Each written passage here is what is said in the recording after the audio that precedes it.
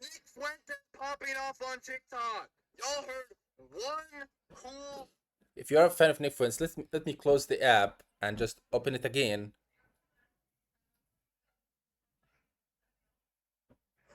Look. No. And it's Nick. If you're a fan of Nick, you get a lot of him. Now, recently, TikTok hired an Israeli Jewish Zionist fanatic woman as its head of safety, hate speech watch.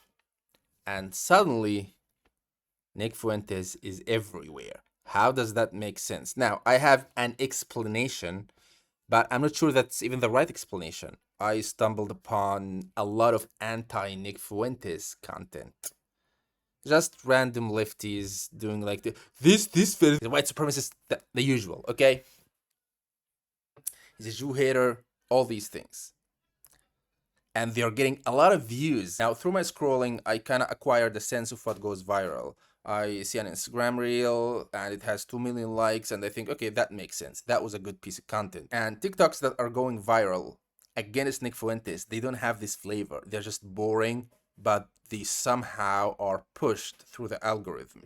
So I think, and it's just a theory, like because these and like accounts with like 2,000 followers getting like millions of views on a TikTok that's smearing Nick. Okay, that doesn't make sense to me. And we all know that the same way they suppressed stuff on TikTok and everywhere else, they also push things. All right. So I think their plan was to allow a little bit Nick and also push anti Nick Fuentes, pro Zionist content everywhere.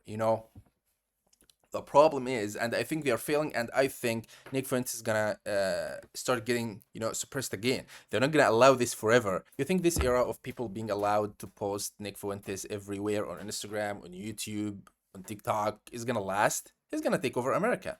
I take no pleasure in saying this. I just believe this happens to be the case. They have to control him through algorithmic manipulation. They have no other choice. And I think this is going to start happening sooner than people think, like maybe in a few weeks, maybe in a few months, and it's going to happen gradually. All right, they're going to start cracking down again, removing accounts. Now, the second reason I think they had to give him some space is that they were really afraid of Rumble getting bigger and bigger. Rumble is getting big, mainly because of people like Nick Fuentes. He's a big reason, but not the only reason, obviously, but he's a big reason. And I don't know if you know that, but Rumble is suing Google and winning. If you even try to search Rumble, then like anything, it will give you still YouTube results on Google and through other Google products. They are suppressing Rumble, but they shouldn't do that. That's antitrust whatever thing.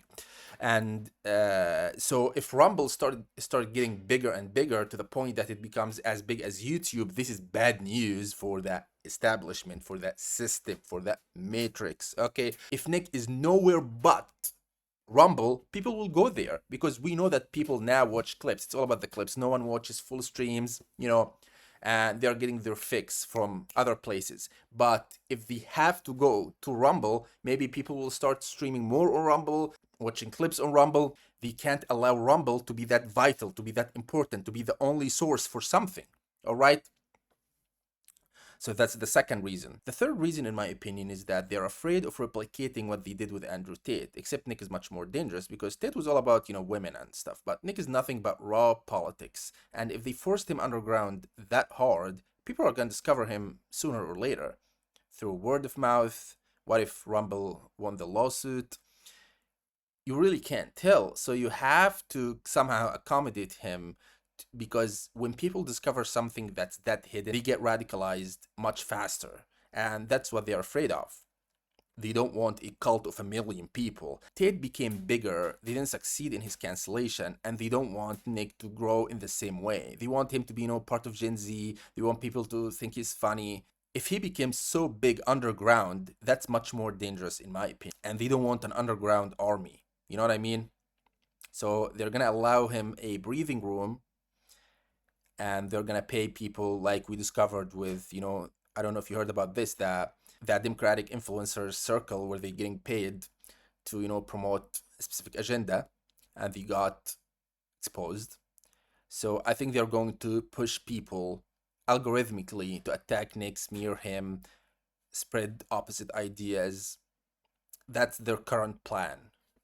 But the fact that Nick is now being allowed almost everywhere is very suspicious.